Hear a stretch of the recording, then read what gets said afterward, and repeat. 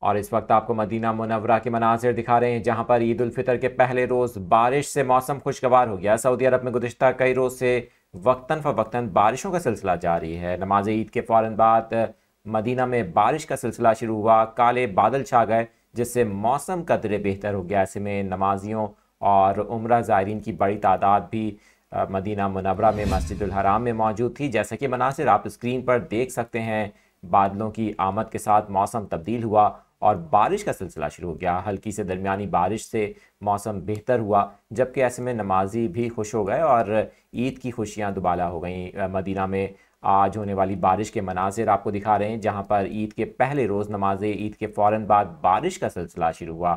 محکمہ موسمیات کی جانب سے گزشتہ دنوں بھی بارشوں کا مزید امکان ظاہر کیا گیا تھا۔ مملکت میں بارشوں سے موسم قدرے بہتر ہوا ہے۔ ہم نے دیکھا 27ویں شب بھی مکہ مکرمہ میں مسلسل ہلکی بارش کا سلسلہ جاری رہا۔ یہ مناظر آپ کو مدینہ منورہ کے دکھا رہے ہیں، جہاں پر عید الفطر کی نماز کے فوراً بعد بارش کا سلسلہ شروع ہوا، جس سے موسم بہتر ہو گیا۔ ایسے میں نمازیوں اور عمرہ زائرین کی بڑی تعداد وہاں پر موجود تھی۔